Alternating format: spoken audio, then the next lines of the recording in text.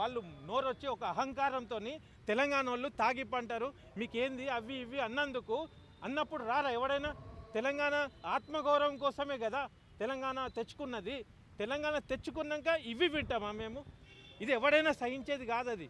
అయితే ఆయన మార్వాడోళ్ళ గురించి ఏమంటలేడు, ఆయన తెలంగాణని హేళన చేయొద్దన్నాడు. కాబట్టి తెలంగాణ వాదికి ఇట్లా జరిగినప్పుడు నేనే కాదు యావత్ తెలంగాణ ఉద్యమకారులందరూ కూడా స్పందిస్తారు.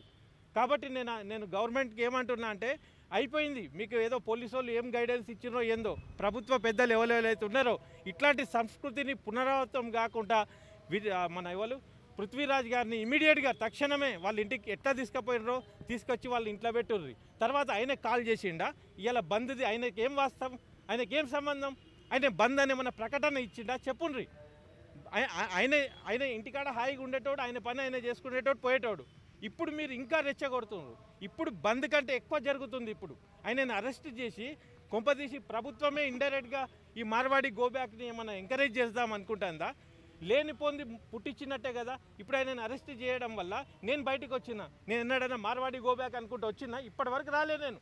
కానీ ఇట్లాంటి వేషాలు వేస్తే ఏమవుతుంది? దీని వెనుక ఏమున్నది? మార్వాడోళ్ళు పోయి పోలీసులతో మాట్లాడిర్రా? ఏమైనా పైసలు ఇచ్చి ఇన్ని అరెస్ట్ చేయించిర్రా? ఇన్ని అనుమానాలు వస్తాయి.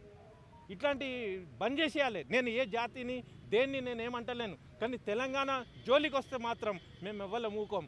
జై తెలంగాణ, జై తెలంగాణ, జై తెలంగాణ. తెలంగాణ ప్రజలను కించపరిచినటువంటి వ్యక్తులను మీరు ఇంతకుముందు ఏదైతే అన్నారో తాగుబోతులు అని చెప్పేసి, సో కించపరిచినటువంటి వ్యక్తులపైన ఇప్పటి వరకు ఒక ఎఫ్ఐఆర్ కూడా కాలేదు. కానీ ఇదే సంబంధించినటువంటి నినాదం పైన మార్వాడి కల్చర్కి సంబంధించినటువంటి గోబ్యాక్ అన్నటువంటి వాళ్ళపైన మాత్రమే కేసులు అయితే ఉన్నాయి. దీన్ని ఎట్లా చూడొచ్చు? ఎంత బ్రహ్మాండంగా అడిగినారు. ఒక జర్నలిస్ట్గా మీరు ఉన్న మాటే మీరు నన్ను అడిగేదంటేనే జవాబు ఉన్నది. ఇక్కడ తెలంగాణ వాళ్ళు ఎంత అమాయకులు, ఎంత మంచోళ్ళు అంటే పోయి ఎఫ్ఐఆర్ కూడా చేయలే. కానీ తెలంగాణ ఆత్మగౌరవానికి కించపరిచినప్పుడు ఒక మనిషి ఒక మాట దాని గురించి నిలబడ్డప్పుడు తీసుకుపోయి పోలీస్ స్టేషన్లలో తిప్పుతుర్రు. ఇప్పుడు ఇక్కడ తెలంగాణ తెచ్చుకొని తెలంగాణ వాళ్ళకి ఏమున్నది చెప్పి ఇప్పుడు ఆత్మగౌరవము ప్రభుత్వం కూడా కించపరిచినట్టే కదా. ఒక తెలంగాణ వాదిని తీసుకుపోయి లోపల పెట్టిర్రు. అదే మార్వాడోళ్ళు కానీ కొట్లాడుకున్నోడు కానీ వీడందరూ హ్యాపీగా ఇంట్లో ఉన్నారు. నేను ఇది సహించేది లేనే లేదు. తెలంగాణ ఉద్యమకారులు సంఘాలన్నీ కూడా కదులుతాయి. ఇప్పుడు మీరే అడిగిన దాంట్లో ఉన్నది. ఇప్పుడు వాళ్ళ మీద ఎఫ్ఐఆర్ చేయాలి. ఇప్పుడు నేను కూడా ప్రజలకు ఏమంటున్నా అంటే, ఇప్పుడు బిజినెస్లలో కూడా అక్రమాలు చేసేటోళ్ళు కానీ ఏది కానీ ఎవరి ఊర్లో వాళ్ళు నిఘా పెట్టుండ్రి. గవర్నమెంట్ చేత కాదు, ఎందుకంటే వాళ్ళకి లంచాలు గించాలు దొరుకుతాయి, వాళ్ళు చేయరు. ప్రజలే ఇప్పటి నుంచి వర్తక సంఘాలు అవి ఇవి అన్నీ కూడా ఎవరు ఎట్లా లీగల్ ఇల్లీగాలిటీస్ ప్యూర్ ఇంప్యూరిటీస్ ఏమేమవుతున్నాయో మనమే నిఘా పెట్టి మనమే గవర్నమెంట్కి కంప్లైంట్లు ఇచ్చే ఉద్యమం స్టార్ట్ చేయాలి. ఇప్పుడు మార్వాడోళ్ళు అనే అవసరం లేదు. అది ఎవడన్నా కానీ దాంట్లో మెజారిటీ వాళ్ళు ఉండుండొచ్చు. అక్రమాలు చేసేటోళ్ళు ఇట్లాంటి లుచ్చా దందాలు చేసేటోళ్ళు అందరి మీద కూడా ఎక్కడికక్కడ పోలీస్ స్టేషన్లలో కంప్లైంట్లు ఇవ్వండి, వాళ్ళని పట్టియండి. ఇప్పటి నుంచి ప్రతి వర్తకం రిసిప్ట్తో రావాలి, ప్రతిదీ ఆన్లైన్ పేమెంట్ కావాలి, క్యాష్ ఇచ్చుడు ఇవన్నీ నడవయిగా. ఇట్లా చేయబట్టికే ఈ లెవెల్కి వచ్చిండ్రు, ఇంత సంపాదించిండ్రు. మొత్తం అక్రమ సంపాదన. నేను ఒక జాతి గురించి అంటలేను, ఎవరైనా కూడా మనోడు చేసినా కూడా తప్పే. మనం చెయ్యం, మనం అమాయకులం, మనం ఎఫ్ఐఆర్ చేయడానికే చేయలే. ఇంకా అవన్నీ ఏడా చేస్తాం? మనకు ఆ లప్పటొప్పి వేసాలు మన రక్తంలో లెవ్ అనేది నా అభిప్రాయం. ఎవడో ఒకడో చితికా ఎవడన్నా దేడుషారు ఉంటే ఉండొచ్చు గాక, ఆడున్నా కూడా శిక్షార్హుడే. ఇప్పటి నుంచి ఒక ఉద్యమం ఎట్లా స్టార్ట్ చేస్తామంటే, మా నీళ్లు నిధులు నియామకాలు ఎట్లనమో మన వ్యాపారాలని చెప్పి మన వ్యాపారస్తులను మనం ఆదుకోవాలి. అదంతా ప్రజల చేతుల్లో ఉంటుంది. తర్వాత మనం ప్రతిదీ రిసిప్ట్ తీసుకోవాలి, మనం ఒక పద్ధతికి వెళ్ళాలి.